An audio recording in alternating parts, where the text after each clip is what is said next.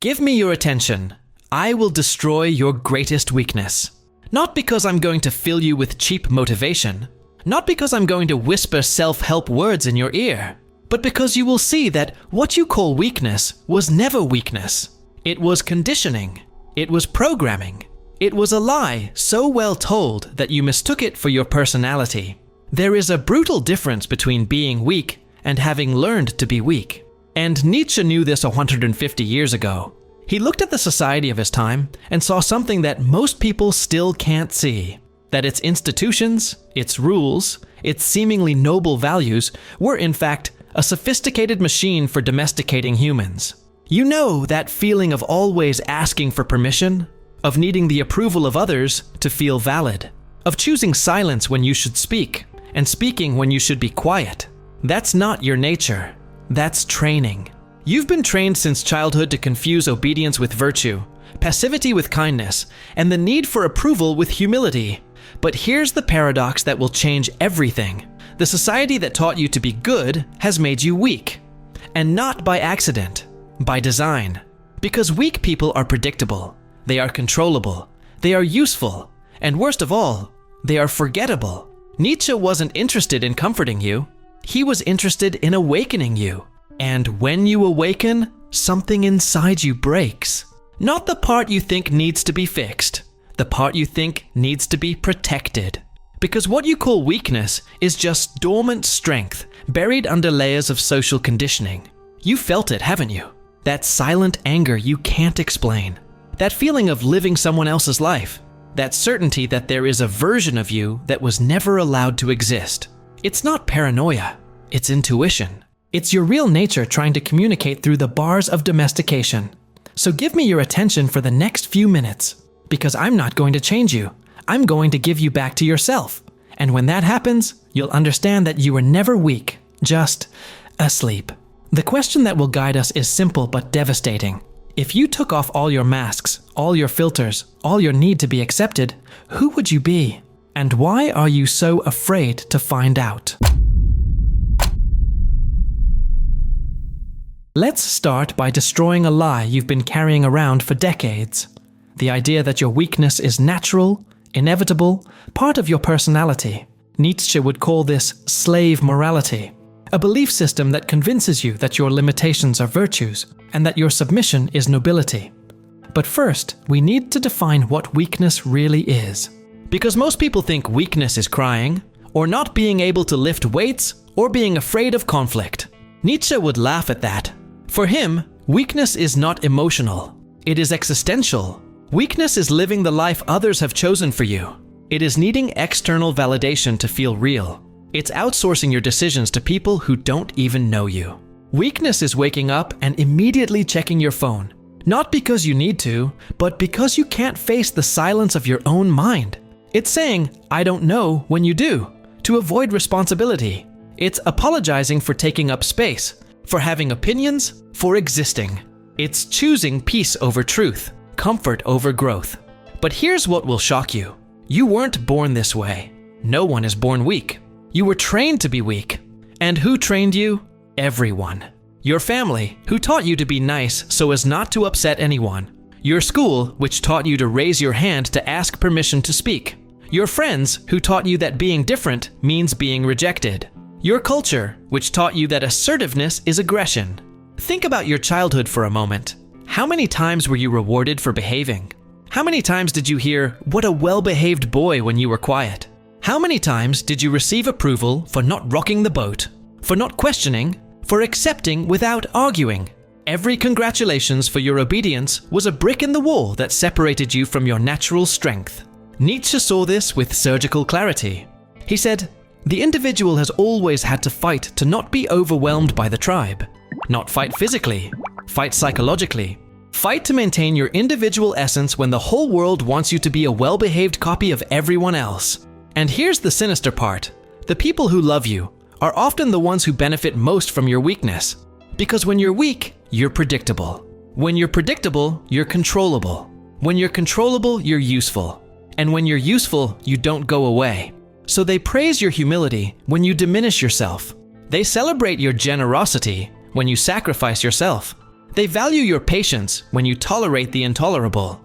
Not because these qualities are good for you, but because they're convenient for them. Look at your relationships. How many people in your life truly encourage you to be stronger, more assertive, more authentic? How many, in fact, become uncomfortable when you show any sign of real strength? Their reaction tells you everything. You've changed. You're being selfish. Translation: you're ceasing to be useful in the way they expected. You can feel it now, can't you? That tension in your chest when you realize how many times you chose to please rather than honor. How many times you smiled when you wanted to scream. How many times you agreed when you wanted to disagree. How many times you made yourself small so that others could feel big. That's not kindness. That's cowardice disguised as virtue. And Nietzsche knew that this cowardice was being systematically rewarded by modern society. Because a society of weak people is a society of obedient people. And obedient people are easy to govern, easy to sell to, easy to use. Let's talk about language for a moment. Listen to how you speak. I think maybe. I don't know if it's a good idea, but sorry to bother you. Every qualifier, every unnecessary apology is you making yourself smaller in real time. It's you signaling to the world that your presence is conditional, that your voice is optional, but there is another version of you. A version that doesn't ask permission to exist. A version that doesn't need approval to have value. A version that can look anyone in the eye and not have to look away. Not because it's arrogant, but because it's real. Not because it's superior, but because it's authentic. That version wasn't destroyed. It was buried. And every time you choose the comfort of approval over the reality of authenticity, you throw more dirt on top of it. But it still breathes. It still pulses. It still waits. You felt glimpses of it, haven't you? Moments when you said exactly what you thought and the world didn't end. Moments when you set a boundary and people respected you more, not less. How did you feel in those moments? Like you were coming home. And the first step to unearthing it is brutal. You need to stop lying to yourself about what is weakness and what is strength. Because until now, you have confused submission with virtue. And that confusion is killing who you really are. But why does this confusion exist? Why have we been taught to value qualities that weaken us? Who benefits when an entire generation learns to be domesticated? These questions will lead us to the heart of the system that shaped you. Modern society is structured to keep you psychologically dependent. It's not a conspiracy, it's functionality. It's how complex systems stay stable. By creating individuals who need the system more than the system needs them. Let's start with something you do every day, without questioning it. Seeking approval. You post something on social media and check the likes. You say something in a meeting and watch the reactions. You dress in a way you know will be well received. Every time you do this, you are feeding a machine that keeps you weak. Because here's what no one tells you about approval. It's addictive. Literally. Every like, every compliment, every sign of acceptance releases dopamine in your brain. And like any drug, you need bigger and bigger doses to feel the same effect. So you become more dependent, more desperate, more willing to compromise to get your next fix. And who controls your source? Everyone but you. Your parents, who only show pride when you meet their expectations. Your friends, who only include you when you don't threaten them.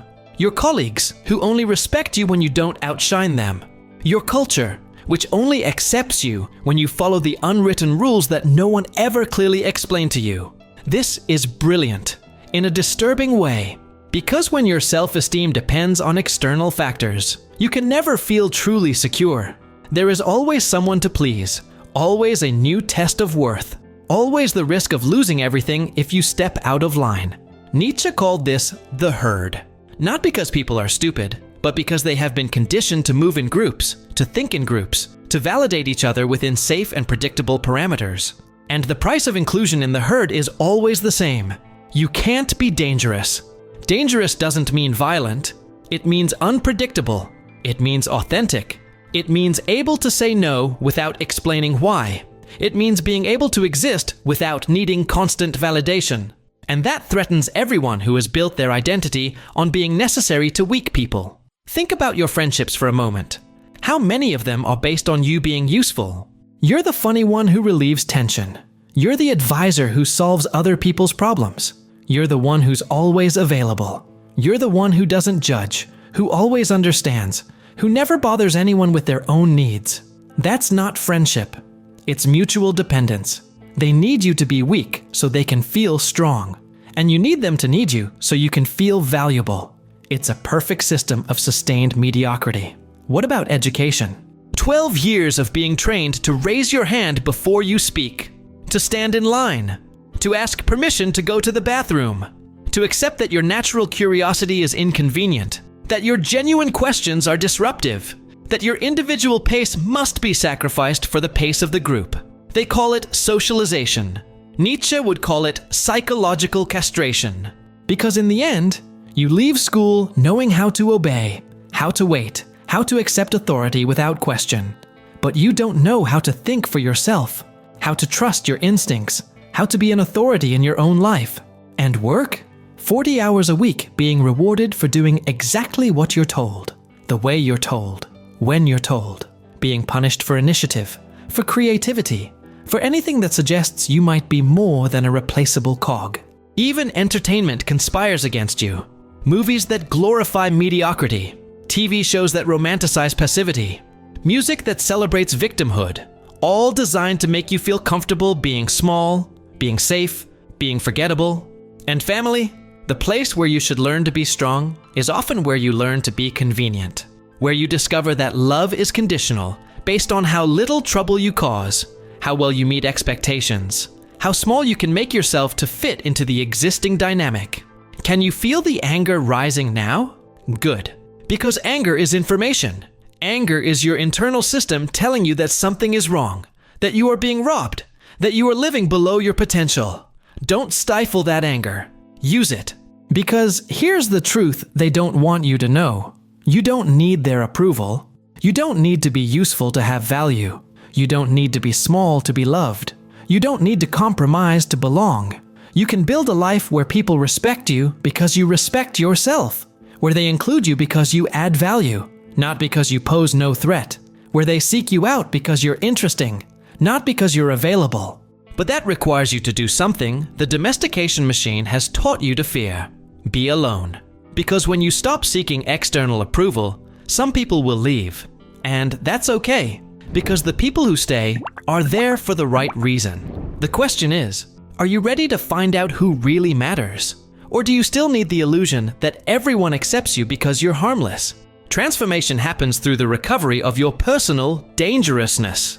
Not violence, not aggression, but the ability to be authentically uncompromising. To exist without apologizing. To take up space without justifying it. To be remembered instead of tolerated. Nietzsche wasn't interested in making you better. He was interested in making you real. And reality is dangerous because it's unpredictable. When you're real, people can't manipulate you because you don't need their approval. They can't control you because you don't fear their rejection. They can't use you because you have your own direction. Let's start with your language, because it is through words that you betray or reveal yourself. Stop diminishing yourself before you speak. I'm no expert, but maybe I'm wrong, but I don't know if you'll agree, but every qualifier is you asking permission to have an opinion. It is you signaling that your perspective is optional. When you have something to say it. Clear, direct, no excuses. Let the silence carry weight. Most people are afraid of silence because silence creates tension, and tension reveals power. Whoever breaks the silence first is usually in the weaker position. You will no longer break the silence out of discomfort. Now your body. You carry decades of submission in your posture. Shoulders hunched, as if apologizing for taking up space. Eyes down, as if you don't deserve eye contact. Shallow breathing, as if you don't deserve enough oxygen. Straighten your spine. Not out of arrogance, but out of entitlement. You have the right to take up space. Open your chest. Breathe deeply. Look people in the eye when you talk to them. Not out of defiance, but out of presence. Presence is power, and power well used is magnetic. But here's where most people go wrong. They confuse emotional strength with emotional numbness. They think being strong means feeling nothing. That's pathology, not strength. Real strength is feeling everything and still choosing your response consciously. When someone disrespects you, you're going to feel anger. Good. Anger is information. But instead of exploding or hiding, you pause. You look. You decide if this person deserves a response, and what kind of response. Sometimes the most powerful thing you can do is simply nothing. Let the disrespect hang in the air as evidence of their character. This confuses people because they are used to two reactions: explosion or submission. When you respond with calculated calm, when you don't react emotionally, but also don't accept passively, you are operating on a level they don't know how to deal with. And about victimhood, stop telling your story as a tragedy. Stop using your past as an excuse for your present stagnation. Nietzsche hated this because he saw that when you identify with your pain, you become addicted to it. Your pain becomes your identity, and your identity becomes your prison. Have you had difficult experiences? Probably. Most people have. But here's the choice that defines everything. Are these experiences going to be your excuse or your forge? Are they going to be the reason you're weak or the reason you're strong? Rewrite your narrative. Not, I was rejected, so I'm afraid of intimacy. But I learned early on how to identify people who don't deserve access to me. Not, I was criticized, so I'm afraid to express myself. But I learned to distinguish between valuable opinion and irrelevant noise. Your scars are not evidence that you were broken. They are evidence that you survived. And well-processed survival becomes wisdom. Well-applied wisdom becomes power. Now, about direction. You need to know what you serve, what you protect, what you build. It can't be vague. It can't be happiness or success or other abstractions that mean nothing. It has to be specific. It has to be yours. It has to be non-negotiable. When you know exactly what you stand for, decisions become simple. People who align with your direction stay close. People who don't align naturally drift away. Opportunities that serve your purposes get your full energy. Opportunities that don't serve you are rejected without hesitation. This creates something that most people never experience: real integrity. Not the moral version, but the structural version. When your actions, your words, your relationships, your choices all point in the same direction, you become a coherent force. And coherent forces are irresistible. People will sense this. They won't be able to explain it, but they will know that you are different. They will respect you more quickly. They will take you more seriously. They will remember you after the conversation is over, because finally, you're no longer trying to be accepted. You're being selective about who you accept. You're no longer asking to be included. You're deciding where you want to be. You're no longer reacting to the world. You're creating your world. But that requires you to ask the hardest question. Who are you when no one is looking? When there's nothing to gain, nothing to prove, nothing to lose. When it's just you and the truth about you. It's not transformation, it's a return. Because the strength has always been there, just buried under layers of social conditioning, under decades of small personal betrayals, under the weight of a life lived in the expectations of others. Nietzsche knew this. He knew that you don't need to be fixed. You need to be unearthed. And now, after going through the recognition of your domestication, after understanding how the social machine shaped you, after beginning to reclaim your essential dangerousness, you are here. In the place where the conversation stops being about what's wrong with you and becomes about what was right all along. You can feel it, can't you? That feeling of coming home to yourself, like remembering a song you knew by heart but had forgotten the lyrics to. Like reuniting with a friend you haven't seen in years, except that friend is you. This happens when you stop trying to be accepted and start being selective. When you stop reacting and start responding. When you stop explaining and just exist. People sense this change before you even speak. There's something about you that wasn't there before. Something that can't be faked or forced. It's authority. Not over others, but over yourself. It's the difference between someone who is always proving their worth and someone who simply knows their worth. It's the difference between someone who is begging for a seat at the table and someone who builds their own table. And people react to that authority in interesting ways. Some come closer because they recognize something real. Others move away because your presence exposes their artificiality. Both reactions tell you exactly what you need to know about who deserves your time. Nietzsche said something that most people don't understand. Become who you are. Not who you should be. Not who others want you to be. Who you already are, underneath all the layers of should, would, could, underneath all the roles you've learned to play in order to survive. And here's what he didn't prepare you for. When you finally become who you are, some people will leave. Not because you've changed for the worse, but because they only knew how to relate to the domesticated version of you. The version that needed their approval. The version that made itself small so they could feel big. It hurts at first, because you discover that some relationships you thought were based on love were actually based on usefulness. You discover that some people who said they supported you only supported you while you remained weak. You discover that your strength bothers more people than your weakness ever did. But then something interesting happens. The space these people leave is filled with something better, with real relationships, with people who respect you because you respect yourself, with connections based on who you are, not what you can do for them. And you realize you haven't lost anything of value. You just stopped carrying dead weight. More importantly, you stop betraying yourself. You stop making promises you don't keep. You stop accepting the unacceptable. You stop smiling when you want to scream. You stop saying yes when you mean no. You stop apologizing for taking up space. This integrity, this alignment between who you are on the inside and how you live on the outside, creates something that most people never experience. Real peace. Not the peace of ignorance, but the peace of authenticity. The peace of knowing that you're not lying to yourself. And when you're not lying to yourself, you stop lying to others. When you stop lying to others, they stop lying to you.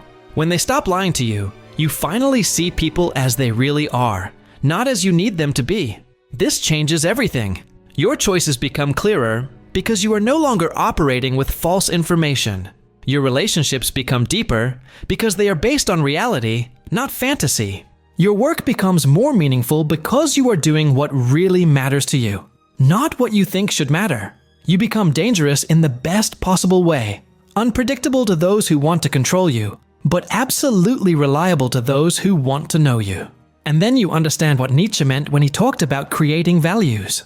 Not following values that others have created for you, but discovering what really matters to you and living by that. Not because it's approved, but because it's true. Not because it's safe, but because it's yours. That's what he called beyond good and evil. Not immoral, but amoral. Operating by principles you've consciously chosen, not rules that were unconsciously imposed. In the end, you realize it was never about becoming strong. It was about stopping pretending you were weak. It was about stopping protecting a version of yourself that was never real. It was about finally having the courage to exist without apology. And when you do that, when you finally stop hiding behind masks and filters and edited versions of who you are, something happens that you didn't expect. You become unforgettable, not because you're perfect, but because you're real. And in a world full of people trying to be who they think they should be, someone who is simply who they really are becomes the rarest and most valuable thing of all. That's what Nietzsche knew. That's what he was trying to tell you all along. You were never weak. You were just asleep. Welcome back. If you've made it this far, you've already taken a step beyond most people. You're subscribed to the channel, you watch the videos, you reflect on every idea. Now the question is, how far do you want to take this? If you want to take the next step and truly apply this knowledge to your life, the White Rabbit Codes is ready for you. The link is in the pinned comment. Remember, success is a decision. The choice is yours. Count on me and follow the White Rabbit.